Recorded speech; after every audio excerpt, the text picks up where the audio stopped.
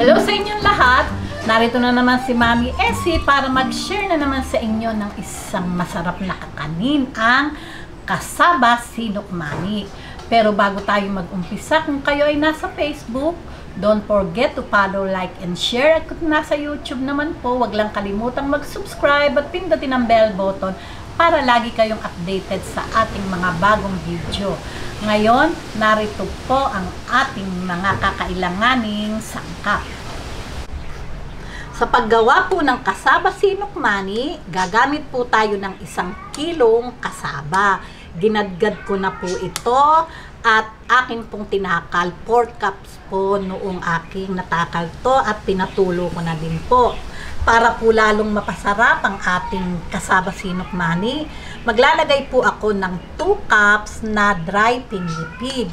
At meron po ako ditong 1 basong pangalawang piga ng gata para po ipangbaba dito sa ating dry pinipig. Kung wala po kayong pangalawang piga ng gata, pwede na din po ang tubig.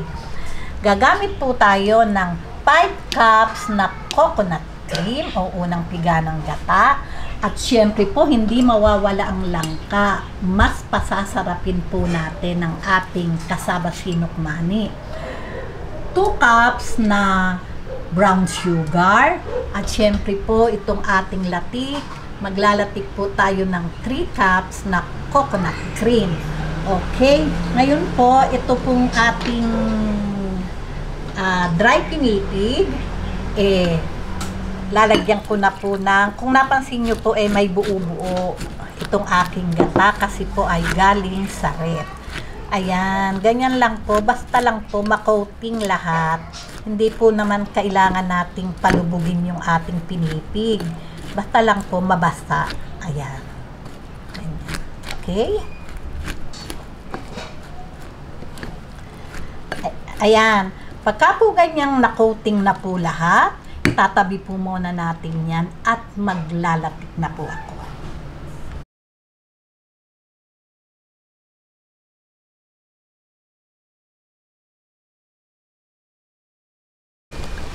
Okay, paulit-ulit ko na po itong ginagawa. Hintayin lang po nating ma-reduce to at lumabas yung oil at magbabalik ako. Ayan, pagka po ganyang lumalabas na po yung oil, atin na pong hahaluin. Ayan, na-reduce na po yung kanyang gata. Kaya ang oil po, ayan na. Huwag na po nating titigilan ng halo hanggang sa maging golden brown. Kasi po baka masunog yung ilalim. Okay. Ayan, pagka po ganito na, ayan, golden brown na po ito, hahanguin na po natin at ready na po ito.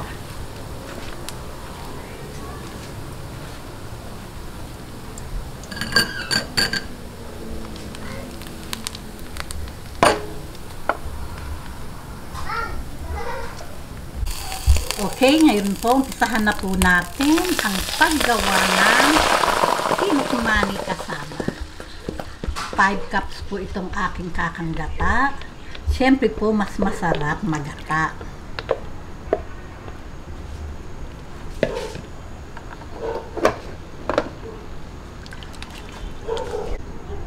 Lagay po natin tong 2 cups na sugar.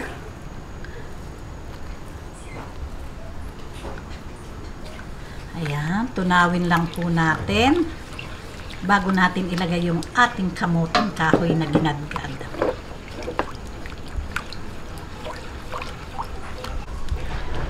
Ngayon po, yung pong inilagay kong sugar, 2 cups po iyon, pero nasa panlasa nyo po iyon.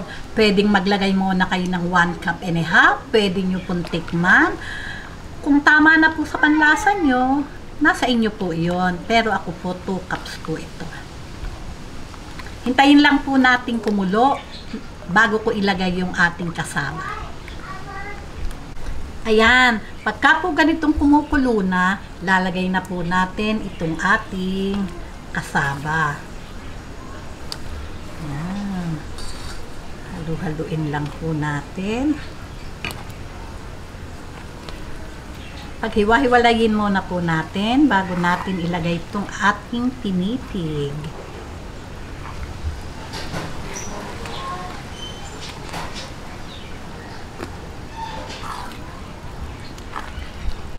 Okay, ngayon po lalagay na po natin itong ating pinipig. Ayan.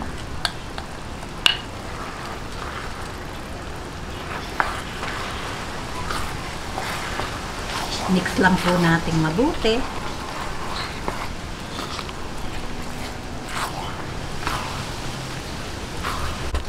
Ayan, lagay na din po natin ng langka.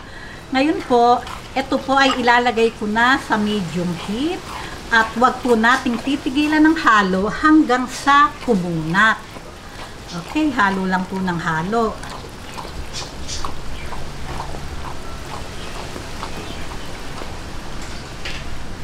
Ayan. Ayan, pagka po ganito na, ayan, nakunat na po talaga. Papatayin na po natin ang apoy at ilalagay na po natin to sa ating bilao. Yan, nahirap na pong haluin dahil talagang mabigat na po. Ayan. Okay, patayin na po natin yung kalan.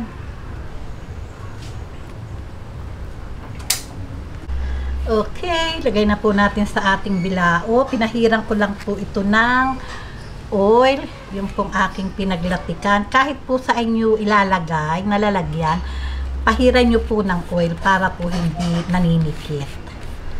Okay. Okay, atin na pong ilagay at napakakunat.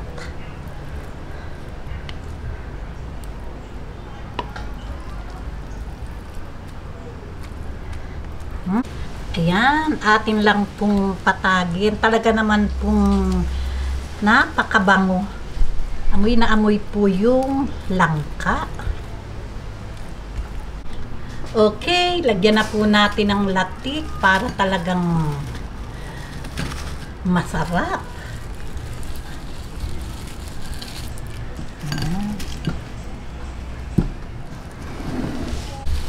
Ayan, masarap po syempre. Maraming latik. Napakasarap pong merienda nito ngayon pong nag-uulan. Masarap po talagang kumain ng mga kakanin.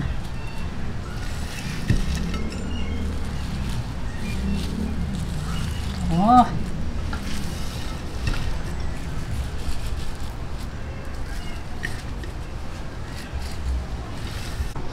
O paano po? Tikiman na po tayo. Ayan, napakasarap po. Ito po, pagkakakainin natin, okay na din po yung ganito lang.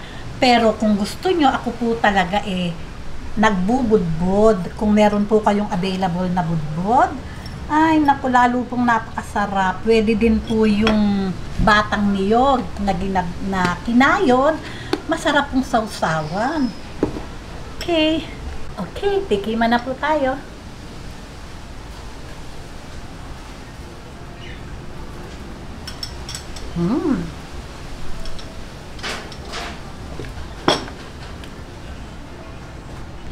Talaga pong napakasarap. Yung pong tamis, para po sa akin, yung pong 2 cups, talaga pong tamang-tama lang po yung kanyang tamis. Talaga pong masarap. Ngayon, paano po? Ito na po, magpapaalam na po tayo. Kung nagustuhan nyo ang video na to, huwag lang kalimutang mag-likes. And don't forget to share and subscribe. Babus! Gawin nyo na po yan, yummy!